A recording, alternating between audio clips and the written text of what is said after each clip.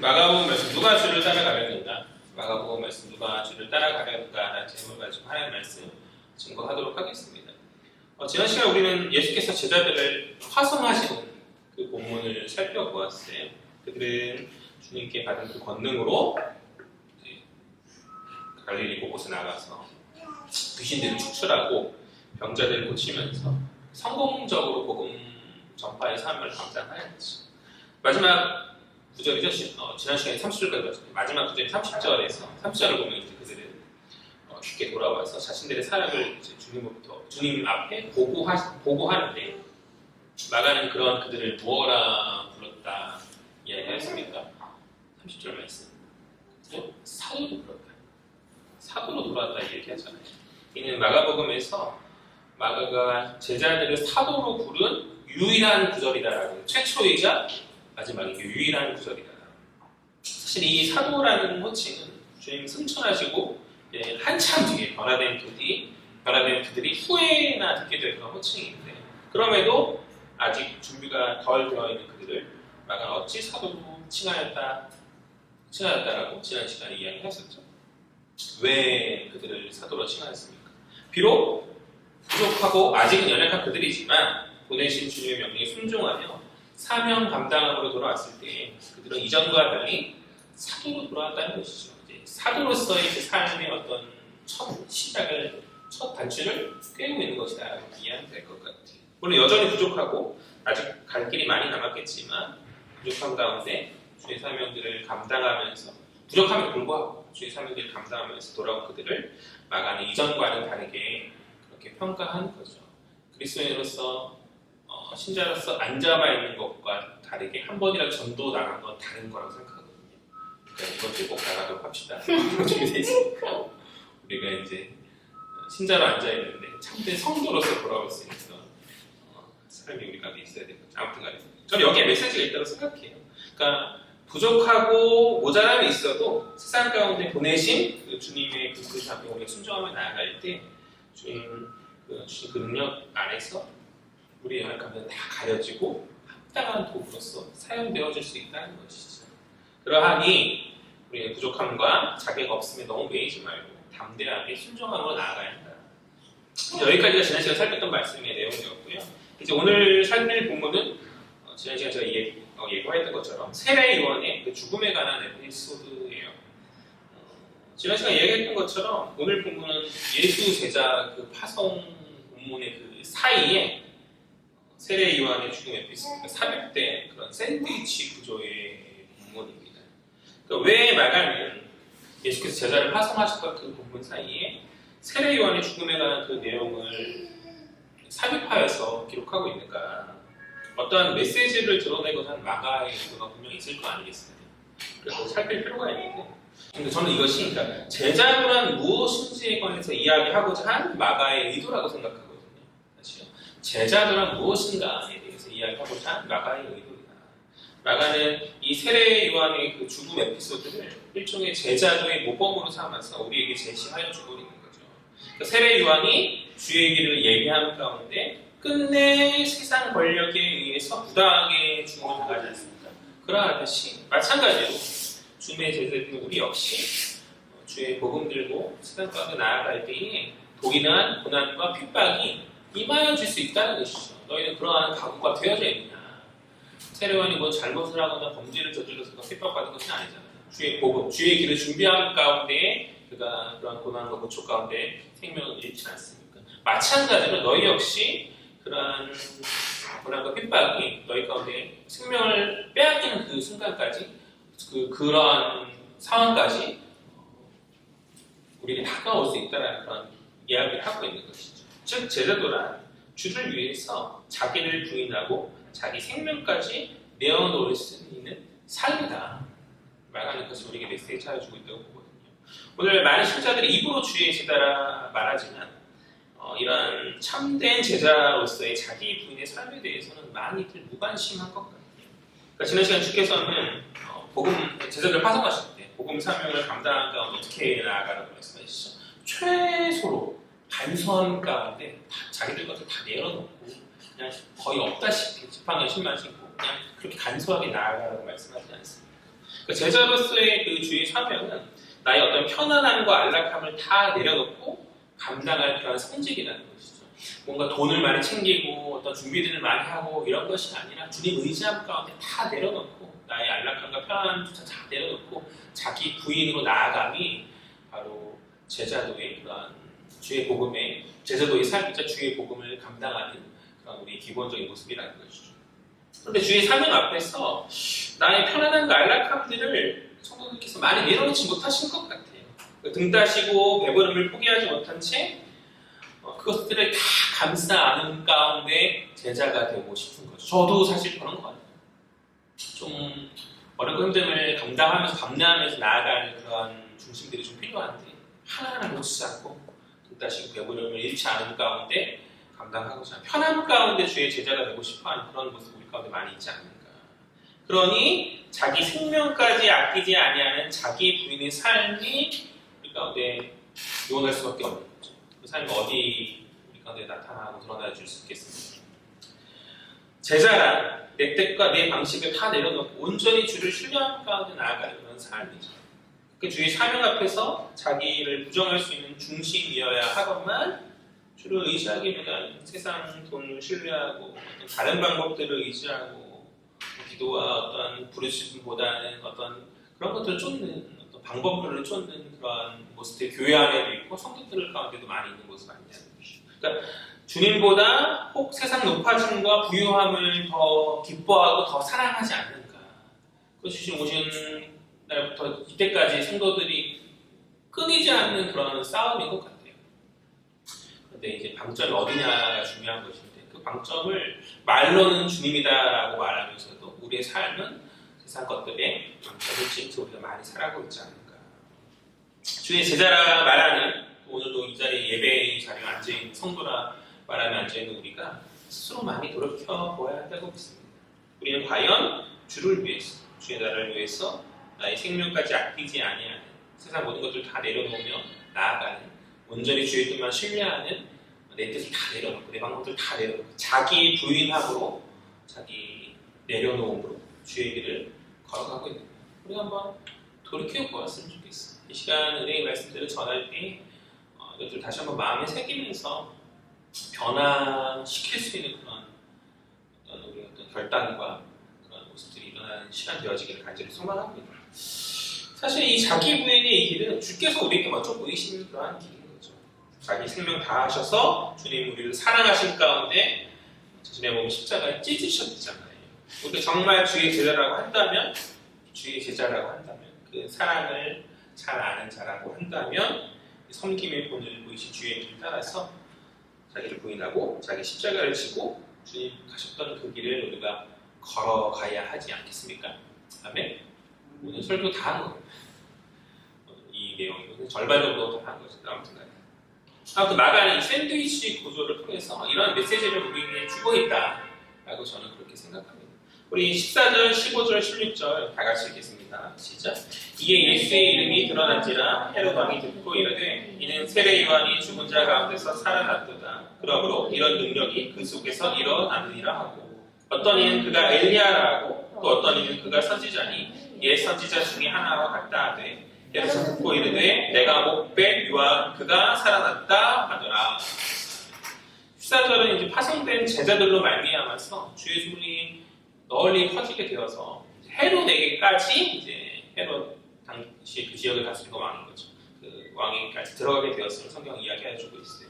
여기서의 헤롯은 좀 구분할 필요가 있어요. 성경에 여러 명의 헤롯이 등장하거든요. 여기서의 헤롯은 예수님 태어나실 당시에 주의 삶의 일종의 자신의 어떤 경쟁자의 탄생으로 인식한 가운데 영아 사례를 지시했던 태어나는 모든 아이들을 죽이라는 그 사례, 우리 크리스마스 때 많이 선교를 통해서 들었던 그 내용이잖아요. 그러니까 영아 사례를 지시했던 그 헤롯을 말함은 아니에요.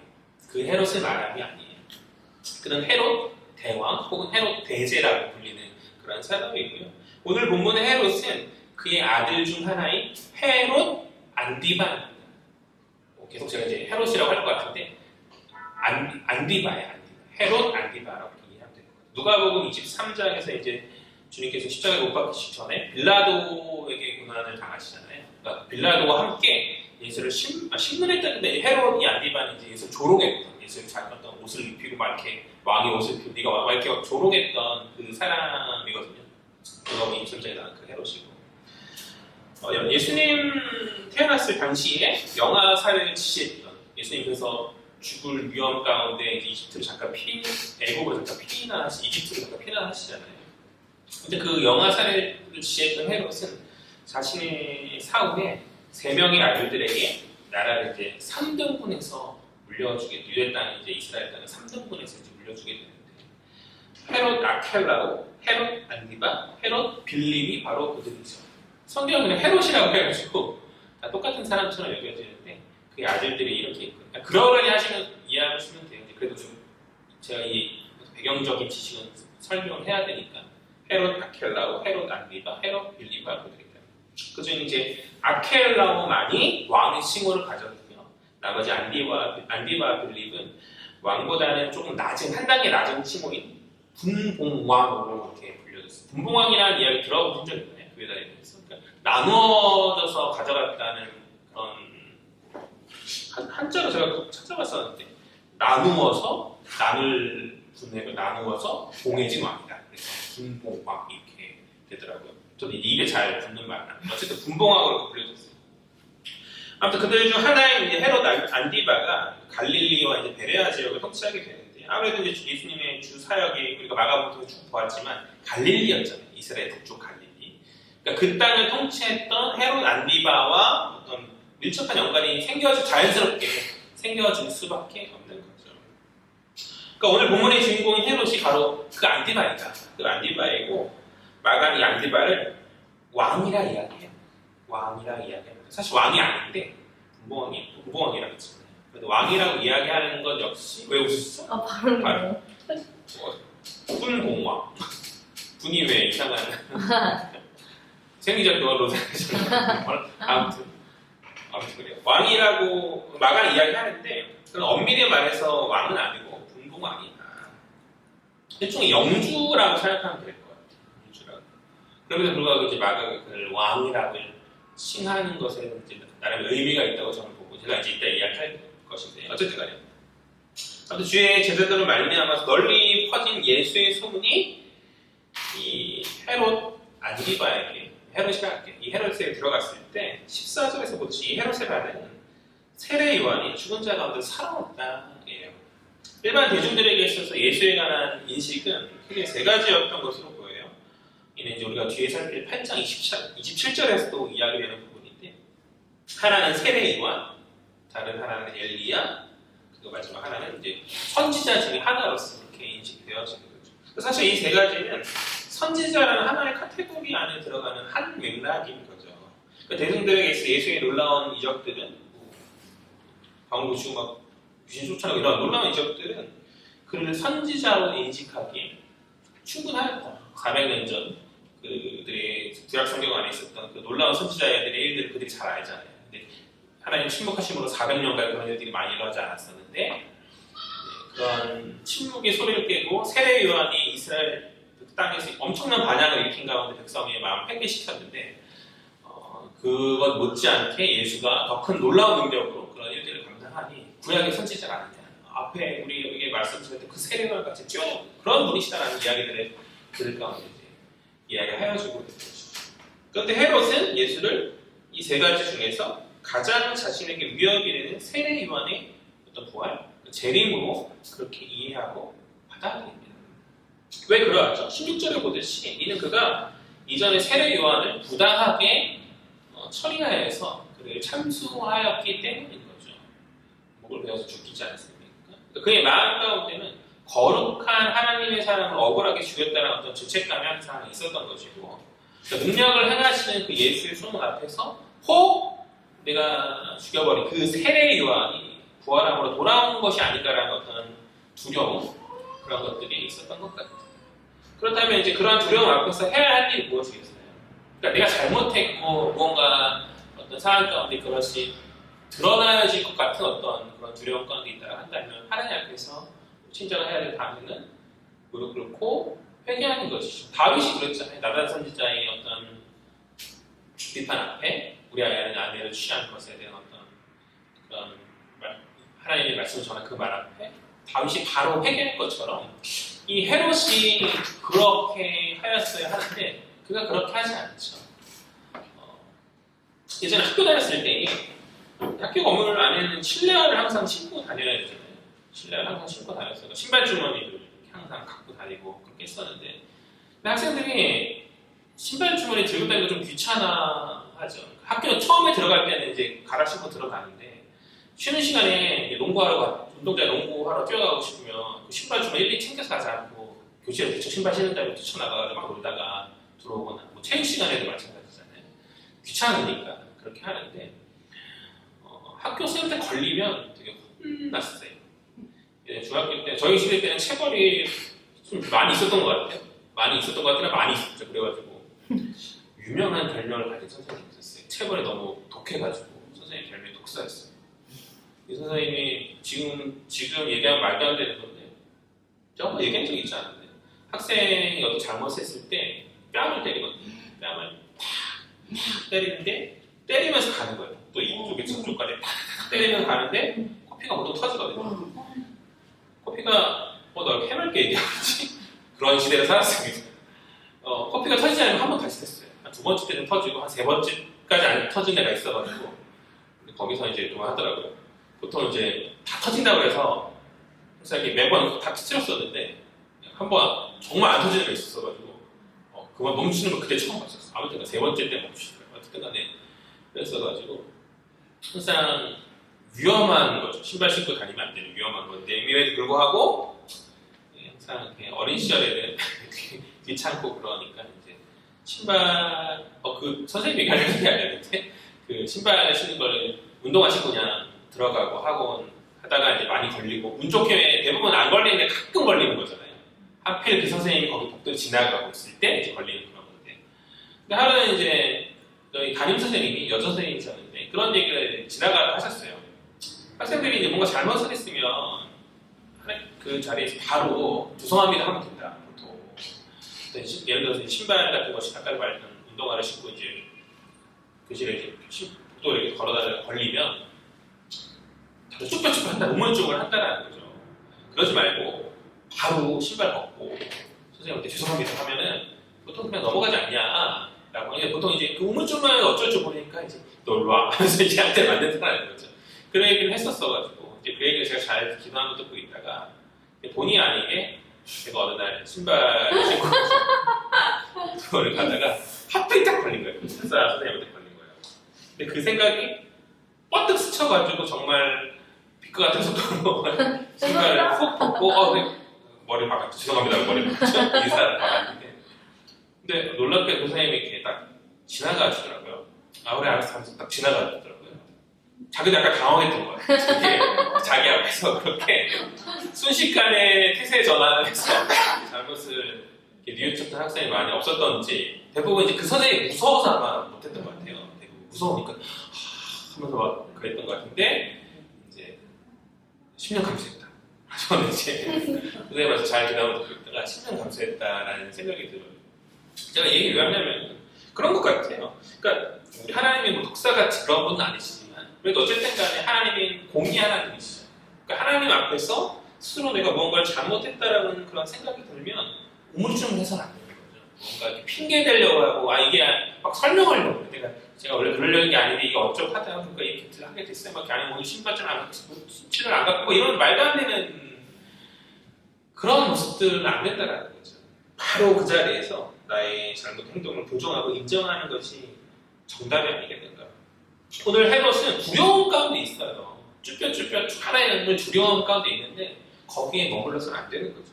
하나님 앞에 어떻게 즉각적으로 자신의 행동을 교정해야 하는 거죠. 사람들이 참 일단 악에 대해서는 이따 이유를 보겠지만 즉각적이고 빨리빨리 일들을 처리하고 열심들이 있는 것 같아요. 근데 선을 행하는 하나님 앞에서 기뻐하는 어떤 회개의 돌이킴을 행하는 것에서는 무언가 망설이고 빨리 그것을 해결하지 못하는 그런 모습이 있는 거예요. 오늘 헤롯이 그런 모습이에요. 근데 우리 역시 그렇지 않냐는 것이죠. 하나님 앞에서 죄됨이 있고 부족함들이 있는데 뜸을 들이고 자꾸 핑계하면 되고 무언가 자꾸 그런 모습들이 있다는 것이죠. 그래서는 안 된다. 세상의 악이 즉각적으로 빠르게 그것을 처리하는 것처럼 예수 앞에서 예수 믿는 우리들이 하나님 앞에서 즉각적으로 나의 삶을 교정하고 바꿀 수 있는 그런 어떤 그 같은 성품의 어떤 돌이킴이 우리 가운데 많이 있어야 되지 않나라는 생각을 해요. 헤롯은 결국 어떻게 되는가? 그냥 쭈뼛쭈뼛하고 두려움 가운데 그냥 머물러만 있으니 결국 하나님과 혼나죠. 나중에 이제 역사를 보면 그가 이제 왕이라는 타이틀에 집착한 그게 분봉왕이잖아요. 왕이 되고 싶었어요. 왕이라는 타이틀에 집착하다가 로마에 의해서 그 분봉왕 때부터 빼앗긴 채 멀리 이제 유배를 떠나게 되는 신세가 되거든요.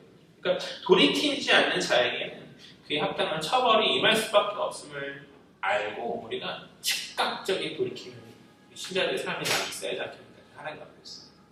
우리 17절, 18절 말씀 볼까요? 같이 읽겠습니다. 시작.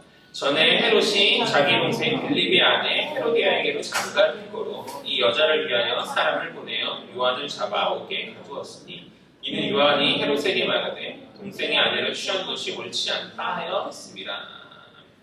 오늘 보면 이제 지금 17절부터 이제 마지막 29절까지는 이 헤롯이 세례 요한을 죽이게 된 그 구체적 내용을 이야기하고 과거로의 회상인 거죠. 그렇죠? 세례 요한을 죽이게 된 그 구체적 이야기를 진술해주고 있는데 헤롯, 그러니까 안디바죠. 헤롯 안디바가 자신의 동생 헤롯 빌립, 그러니까 빌립의 그 아내를 취하여서 결혼한 거예요. 원래 아내가 있었는데 그 아내를 이혼하고 헤로디아는 이제 빌립과 이혼한 가운데 이 둘이 이제 세계의 어떤 스캔들을 일으키는 거죠. 그 당시 사람들에게는 왕들의 어떤 왕들 간의 그런 스캔들인 것이니까. 그 여인이 바로 그렇게 취한 여인이 바로 헤롯이랍니다. 세례 요한은 이러한 동생의 아내를 취한 것을 비판하면서 선지자로서의 바른 말을 한 거죠. 그러니까 이스라엘 율법 안에서 형제의 아내를 취하면 안 되는 거죠. 그건 윤리적으로 도덕적으로 문제가 되는 거죠. 유일하게 이제 취할 수 있는 그거 형사 출세라고 해가지고 형이나 이제 형이 죽음으로 말미암아 그의 출세가 끊겼을 때 이제 형수를 취함으로 이제 그의 대를 잇게 하여지는 그런 어떤 제도가 있지만 그것을 제외하고 어떤 인간의 어떤 육체적인 욕구로 말미암아 욕망으로 말미암아 취하는 그런 것들은 더군다나 모범을 보여야 될 왕은 아니죠. 분봉왕이잖아요. 지도자잖아요. 그런 그가 리더다운 모습을 보이지 않으니 선지자는 하나님 말씀을 듣는 선지자는 외칠 수밖에 없는 거죠. 누가 앞에 가서 내가 잘못했다 라고 외칠 수밖에 없는 거죠. 우리 19절 20절 말씀 볼까요? 19절 다 같이 읽겠습니다. 시작. 헤로디아가 요한을 원수로 여겨 죽이고자 하였으되 하지 못한 것은 헤롯이 요한을 의롭고 거룩한 사람으로 알고 두려워하여 보호하며 또 그의 말을 들으기에 크게 번민을 하면서도 달갑게 들음이로라. 19절은 이 일로 말미암아 스캔들의 당사자였던 헤로디아가 헤로디아가 요한을 원수로 여겨서 그를 죽이고자 했다라고 이야기하고 있어요.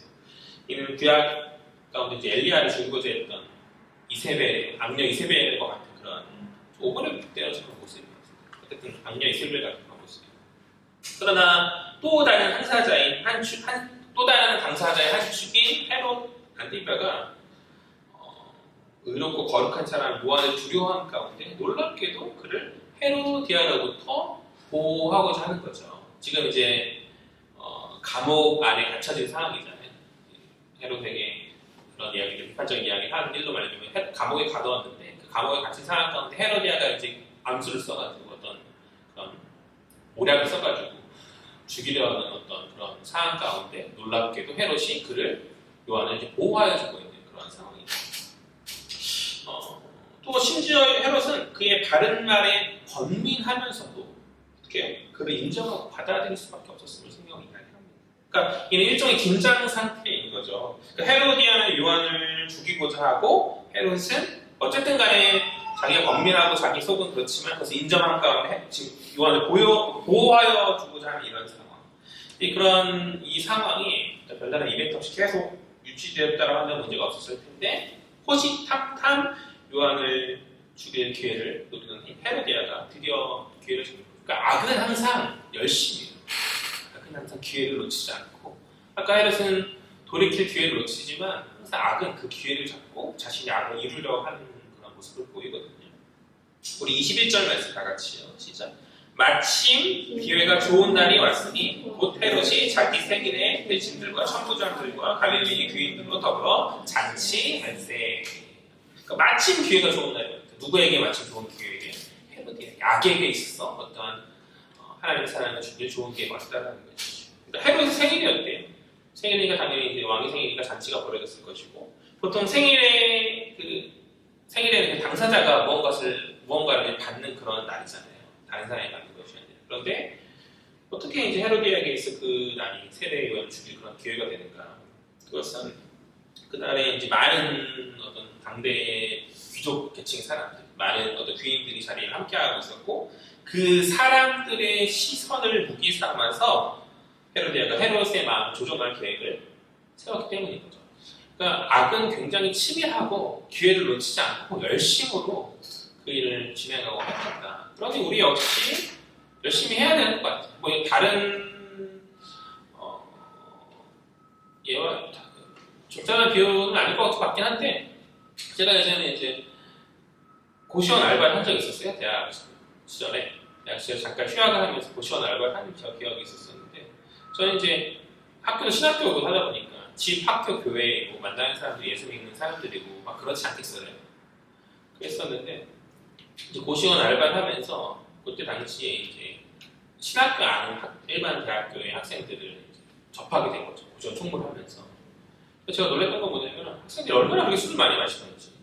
저는 신학교이기 때문에 술 마실 문화가 없고, 저는 태어나서 한 번도 술을 마셔본 적이 없거든요. 제 친구들도 많이 그런 친구들 많이 없긴 하고, 엄청 술을 마셔가지고 고시원에 이제 자러 들어오는 거예요, 학생들이. 대학 때 한창이잖아요. 한창 뭐 술 마시면 이해가 되는데. 근데 제가 이제 술 많이 마시는 거에 놀랐다기보다 그 다음날에 놀랐어요. 다음날. 술을 그렇게 먹고 했는데 그 다음날 새벽에 일어나서 학교 가더라고요. 저는 그게 굉장히 약간 뭐랄까? 저에게 신선한 충격이었었던 것 같아요. 어떤 것이었냐면, 일종의 나름의 교훈을 받았던 게 뭐냐면, 아, 저렇게 열심히 하는구나.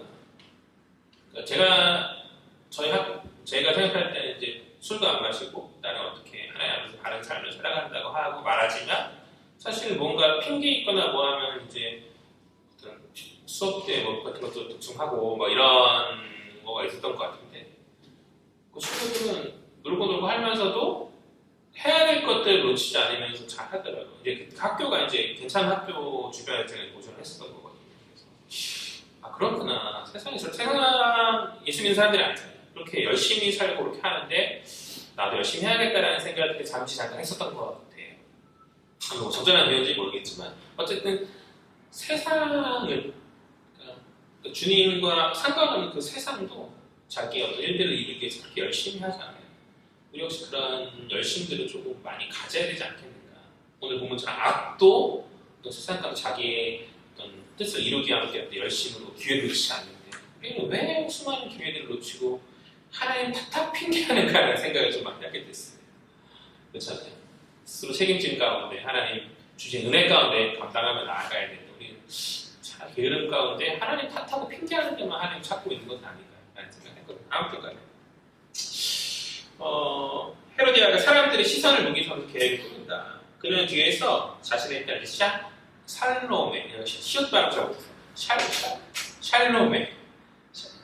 성경에서는 그 이름이 안 나오는데 역사는 제 딸의 이름이 샬롬에라고 이야기하거든요. 샬롬에를 앞세우고 그 이름을 주도하는 거죠. 우리 22절, 23절 볼게요. 잘 따라오고 계시고요. 22절, 23절 다 같이 진짜. 헤로디아의 딸이 친히 들어가 춤을 추어 헤롯과 그와 함께 앉은 자들을 기쁘게 한지라. 왕이 그 소녀에게 이르되 무엇이든지 내가 원하는 것을 내게 구하라. 내가 주리라 하고, 또 맹세하기를 무엇이든지 내가 내게 구하면 내 나라의 절반까지라도 주리라 하거든. 헤롯의 이 잔치는요, 남자들끼리 모여지는 그러한 잔치거든요. 남자들이 술을 마시면서 질펀하게 노는 그러한 자리인 거죠. 제가 이제 예전에 고등부 사역을 한 적이 있었는데요. 부천에서 이제 저쪽 교회에서 사역을 한 적이 있었는데, 부천구가 부천에서 유명한 학교 중에 하나잖아요. 남고죠. 근데 이제 그 부천구 카톡방 이야기를 들은 적이 있었어요. 그 안에 남자들끼리 모여진 그 카톡방에 정말 더러운 이야기들과 좀 그런 이야기들이 많이 이제 올라간다라는 이야기를 들었었어요. 제가 뭐 들어가서 확인하지는 못했지만 그런 뭐 한창 때의 남학생들의 어떤 성적 관심사 이런 것들 있잖아요. 어떤 걸러지지 않은 그런 내용들의 이야기들이 이제 학교 이름 말하면 안 됐습니다. 어쨌든 어느 남고든 다 그런 게 있는 거잖아요. 뭐 엠번방으로 크게 난리가 나고 했는데 뭐 이건 범죄이지만 그것과는 좀 구별된다고 생각해. 남자애들끼리 어떤 그런 거는 좀 어느 정도는 좀 이해가 되는 부분이기도 하거든요. 그러니까 근데 어쨌든 간에 그러한 분위기의 맥락으로 좀 이 잔치를 좀 이해해야 되지 않겠는가. 군대에서 그 어떤 위문 이런 거 했을 때의 어떤 분위기인가 이제 그런 어떤 남자 아무리 뛰어난 남자가 다 필요 없고 인기가 많아서 다 소용없고 아이돌이 여자 아이돌이 온다거나 그런 분들이 오셔야지 군인들이 열광하고 이런 것처럼 뭐 그거랑 조금 다른 것 같긴 한데 결이 좀 다른 것 같긴 한데 어쨌든 간에 좀 뭔가 약간 그러한 모임이었다 이 잔치가. 보통은 이제 그 잔치 흥을 돋구기 위해서 춤을 추는 자들이 이제 여자 노예들이었고 어떤 선정적인 춤으로 그 시간들을 많이 치렀다라는 거죠. 그런데 헤로디아가 바로 그 자리에 그러한 어떤 분위기 자리에 자신의 딸 샬로메를 투입시키죠. 22절 말씀을 보니까 샬로메의 춤이 그 자리에 함께한 자들을 모두 기쁘게 했다라고 이야기하거든요. 여기서 기쁘게 했다라는 이 헬라어 단어가 어떤 성적 관심을 불러일으키거나 만족시켰다라는 그러한 단어예요. 그러니까 단순히 기쁘게 했다는 게 아니라 황홀하게 했다라고 해야 되나? 이거 뭐라고 의역하면 좋을까요? 한글에서는 이제 기쁘게 했다라고 표현하지만 뉘앙스가 어떤 흥분시켰다? 뭐 이런 어떤 열광의 도가니로 만들었다? 어떤 그런 어떤 성적인 어떤 분위기를 만들었다는 그런 뉘앙스라는 것이죠. 그러니까 음욕을 불러일으키는 이 샬롬의 춤은 그 자리의 분위기를 후끈 다루게 만들었을 것이고, 그러니까 헤로디아의 계획대로 당대 이제 테페하고 어리석은 그런 왕이었던 헤롯의 그 춤이 불러일으킨 가운데 22절 하반절을 보듯이 헤롯은 샬롬에게 만족함 가운데 말하는 거죠. 원하는 것을 다 주겠다라고 이야기하잖아요. 또 23절을 보니까 맹세까지 해요. 그리고 어떻게 해요? 구하면 자신의 나라의 절반이라도 준다. 그렇게 이야기하거든요. 그러니까 헤로디아의 이 모략이 너무나도 잘 헤롯에게 먹혀 들어가는 그런 순간입니다. 악은 이렇게 열심히 지혜롭게 사람들이 약한 그런 것들을 공략하고 자신의 뜻을 이루려고 한다는 것이죠. 저는 이 23절의 그 구절, 그러니까 구한다라고 한다면 나라의 절반까지라도 주겠다는 이 헤롯의 말이 인상 깊거든요. 이 말과 떠오르는 어떤 그런 성경이 있잖아요. 이 말을 다른 성경에서도 구약의 다른 성경에서 이 말이 나오고 혹시 알고 계시나요?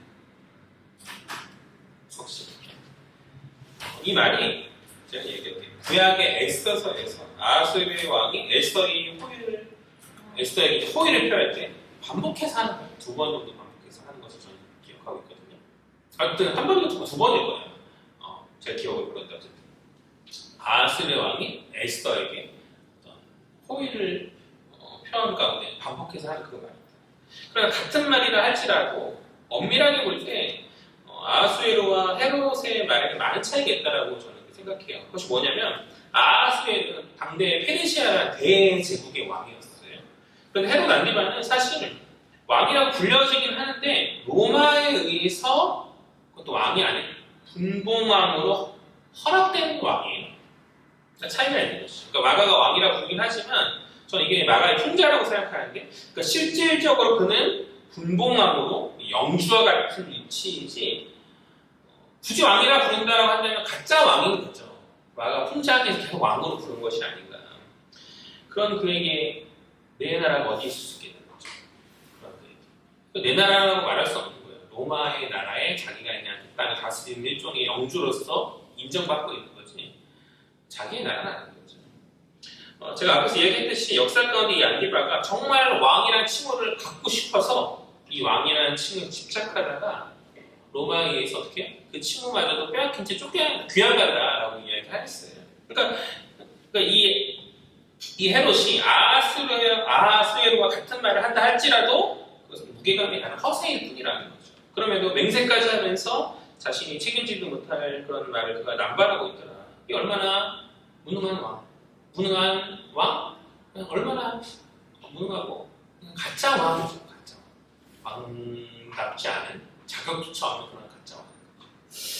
아무튼 그런 무능한 왕 헤롯을 비롯한 채 헤롯 때의 뜻대로 일들은 진행되죠. 우리 24절 25절 다 같이요. 시작. 그가 나가서 그 어머니에게 말하되 내가 무엇을 구하리이까? 그 어머니가 이르되 세례 요한이 머리를 구하라 하니 그가 곧 왕에게 급히 들어가 구하여 이르되 세례 요한의 머리를 소반에 얹어 곧 내게 주기를 원하옵나이다 하니. 예정된 계획대로 헤롯이 하면 샬롬에게 세례 요한의 머리를 이제 소원으로 구하라 라고 말하였고 25절에서 보듯이 이 소녀가 아주 이 소녀도 어머니와 마찬가지 신선을 가졌던 것 같아요. 헤롯의 마음이 바뀌기 전에 곧 세례 요한의 머리를 내달라고 간청하죠. 곧. 그러니까 악은 치밀할 뿐만 아니라 신속 정확하다. 기회 갔을 때 놓치지 않는다. 우리가 그 모습을 참 반면교로 삼아야 된다는 것. 예수 믿는 사람들 역시 놓치지 않는다. 곧 죽게 회개하고 곧 죽게 엎드리는 그런 모습을 우리가 있어야 됩니다. 악의 빠름과 속도를 우리가 따라갈 수 있어야 됩니다. 나라의 앞에서의 바람과 선함, 회개하고 돌이키고. 26절 말씀 다 같이 읽겠습니다. 시작. 왕이 심히 근심하나 자기가 맹세한 것과 그 앉은 자들로 인하여 그를 거절할 수 없는지라. 샬롬의 요구에 아마도 이제 헤롯이 이제 그 자리에 그 말을 들어서 헤롯이 아주 술이 버뜩되지 않았을까라는 그런 생각이 들고요. 26절은 그가 심 근심하였다라고 이야기하고 있어요. 그가 생각하기에 요한을 건드리는 것은 정말 하나님 앞에서 두려운 일이고 하지 말아야 할 일임을 분명히 저는 알았기에 그런 두려움이, 그런 어떤 근심이 있었던 거죠. 그러나 26절 하반절은 그럼에도 불구하고 그가 안타깝게도 자신의 맹세와 앉은 많은 사람들의 시선을 의식함 가운데 그것을 거절할 수 없었다라고 이야기합니다. 그러니까 그의 행동을 결정하는 요인이 뭐냐면 하나님의 시선이 아니에요. 체면이죠. 사람들의 시선인 거죠. 이는 그가 하나님 나라에 참여할 준비가 전혀 되지 않은 아주 부족하고 모자란 그런 인물이었음을 보여주고 있는 거죠. 그러니까 하나님 나라의 임함을 외치면서 복음을 전하는 제자도의 삶은 자기 부인이 핵심이에요. 내 체면, 내 뜻, 내 방식 모든 것을 내려놓고 주님 기뻐하심을 선택하실 수 있는 것이 바로 자기 부인인 거죠. 심지어 자신의 생명까지 아까워하지 않고 내어놓는 자기 부인이 제자도의 핵심 아닙니까? 그러한 자만이 주님 가져오시는 하나님 나라의 백성으로서의 자격이 있는 것인데 안타깝게도 오늘 본문 속에 헤롯이 안디바는 사람들의 시선, 그들 앞에서 한 헛된 맹세, 자기의 체면 등등을 내려놓지 못한 채 또 딸을 향한 어떤 애증, 자기 부인을 향한 어떤 그런 애증, 그런 것들을 다 내려놓지 못한 채 그것이 하나님의 뜻에 반하는 일을 분명히 알았음에도 불구하고 근심한 가운데서라도 그 악을 행한다는 거죠. 우리 27절, 28절 다 같이 시작. 왕이 곧 시병 하나를 보내어 요한의 머리를 가져오라 명하니 그 사람이 보다가 옥에서 요한을 목회어 그 머리를 숯반에 얹어다가 소녀에게 주니 소녀가 이것을 그 어머니에게 주니라. 헤롯은 자신의 수원인 시병 하나를 보내어서 감옥에 갇혀 있으니까 그를 감옥에 보내어서 요한을 참수하는 악을 행하게 하는 거죠.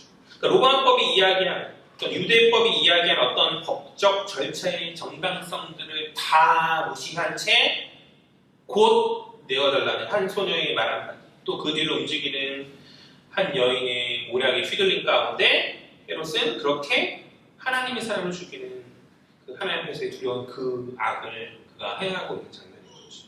그러니까 자신을 내려놓지 못하고 끝내 부정을 행한 이 헤롯의 모습은 최소한의 것을 가지고 간소하게 다 내려놓고 주의 말에 순종함으로 보냄받은 그 제자들의 모습과 비교되어지는 모습인 것 같아요. 동시에 이 땅에 왕으로 오신 주님과도 비교되어지는 그런 모습인 거죠. 왕으로 오신 주님은 자신이 소유하지도 않은 나라의 절반을 준다고 함부로 허세를 떠는 왕이 아니시죠. 이것은 로마의 허락을 받고 나라를 통치할 뿐 실제 소유는 로마 아니겠어요? 그러나 주님은 실제로 모든 열방을 소유한 왕이심과 동시에 그 주의 나라의 통치를 우리에게 주시겠다 약속하시는 분이시죠. 우리가 뭔가 잘하고 뭔가 뛰어나고 탁월해서 뭔가 주님을 흡족하게 해서 주시는 것이 아니라 그분의 선하신 뜻 안에서 그분이 우리를 사랑하신 가운데 그 하나님 나라의 왕의 자리에 통치의 자리에 그것을 우리 허락하여 주고 약속하여 주는 분이 바로 우리 주님이신 거예요. 주님은 나라를 나누어 쪼개어 가진 분봉왕이 아니에요. 주님은 왕 중의 왕이시며 모든 열방이 그분의 소유입니다. 가짜 왕이 아니라는 거죠. 또 주님은 자기의 체면 때문에 아버지의 뜻을 외면하는 분이 아니시죠. 하나님 아버지의 뜻을 외면하는 분이 아니시죠. 그 누구보다도 자기를 부인하고 몸소 그 길에 자기 부인의 모범을 보이신 순종의 주님이신 것이죠. 헤롯은 자신의 사람을 어떻게 해요? 자신의 사람을 감옥에 보내어서 요한을 죽이는 불법을 행하지만 주님은 자신의 제자들을 세상 가운데 보내셔서 권능의 능력을 발하게 하시고 회복과 치유 역사를 가져오시게 하시는 분이신 거죠.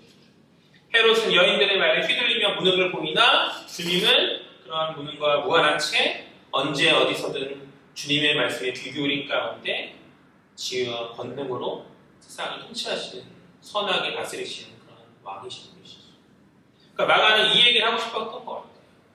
예수 그리스도와 헤롯, 오늘 보면서 헤롯 안디바 이 중에 누가 참된 왕인가? 예수 그리스도와 헤롯 가운데 누가 우리의 참된 왕이 되십니까? 우리는 이 대답을 잘 알면서도 주님이 아니라 여전히 세상 왕에게 주를 데려갈 것 같아요. 무언가 주의 나라는 아직 한참 멀리 있는 것 같고 세상 왕은 지금 당장 내게 무언가 이익을 줄 것처럼 그렇게 여겨지거든요. 또 주님은 자기를 부인하고 자기 생명을 걸라 말씀하시지만 세상 왕은 어떻게 함께 취하고 함께 음란한 분위기를 나누면서 말이라도 반이라도 이 세상의 어떤 것들을 반이라도 쪼개서 주겠다라고 하니 그게 좋은 거죠. 그렇잖아요.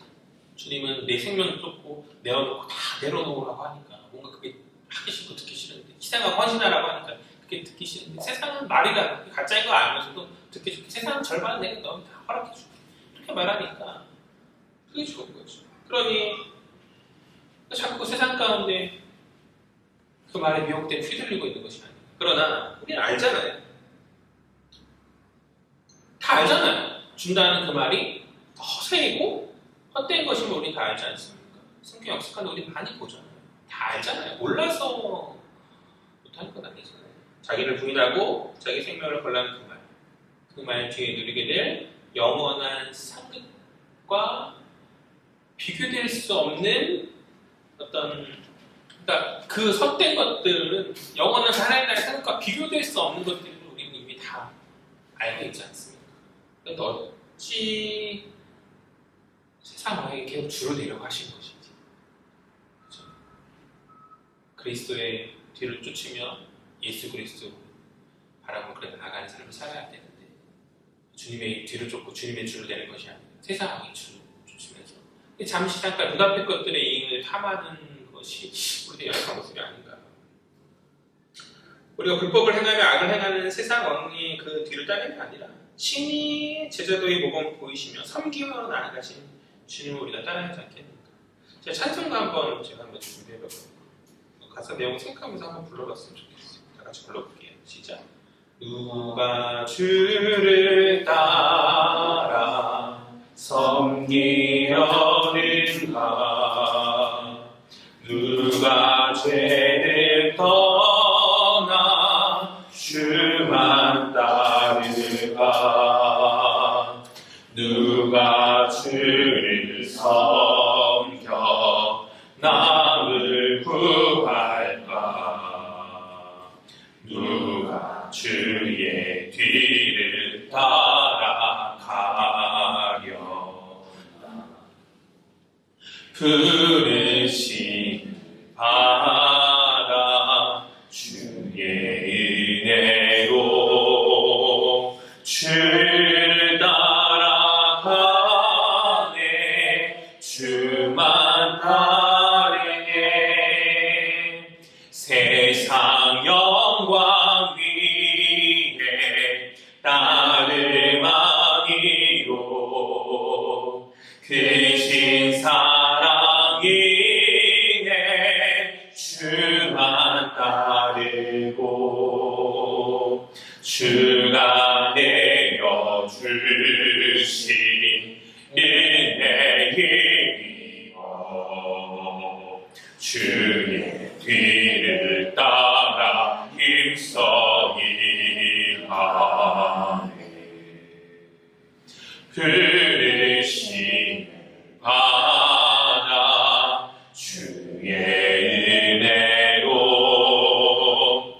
주를 따라가네 주만 따르네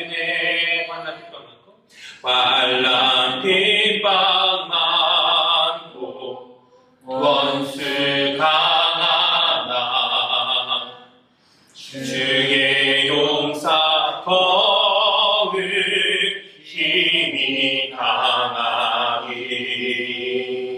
누가 능히 이겨 넘어뜨리라 변함없는 진리 승리하리라 기쁜 찬송하며 주의 은혜로 주를 따라가네 주만 따르네. 아멘. 누가 주의 길을 따를 것인가 그 외침의 부름 앞에서 담대히 내가 주를 따르겠노라. 환난 핍박 많고 원수 강하다 할지라도 주님 그러하셨듯이 많은 신앙의 성도들이 그러하셨듯이 제자도의 삶을 본받아서 자기를 부인하며 십자가를 지고 주를 따르는 거야. 세상 영광 위해서가 아니라 그 신사랑과 은혜를 힘입어서 그렇게 주를 따르겠노라. 세상 유혹 시험 이기고 남을 섬김으로 그렇게 참된 제자의 모습으로서 주를 따르겠노라. 그렇게 담대히 고백할 수 있는 저와 여러분 되었으면 좋겠습니다. 저와 여러분 고백. 그런 삶을 살아가는 저와 여러분 되었으면 좋겠어요.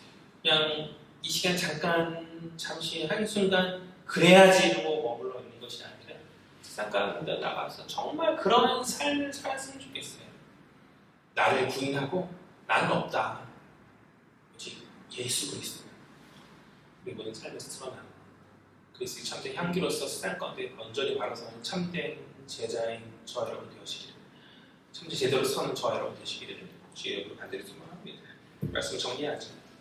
첫 번째, 제자도의 길은 자기 부인의 길이다. 주님의 제자로 부름받은 우리는 주님을 위하여서 내 생명조차 아까워하지 아니하고 내 뜻과 내 생각 다 내려놓고 오직 주만 의지함으로 나아가야 하는 줄 믿습니다.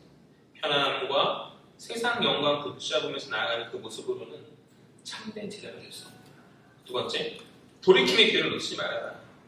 주께 돌아오는 기회는 언제나 오는 것이 아닙니다. 이로써 하나님 앞에서 회개의 기회를 놓친 안타까운 그런 영물이지. 그 체면과 사람들의 시선이 끌려서 결국 여인들의 말에 휘둘려서 결국 죄를 선택하는 것이 그의 모습이었잖아요.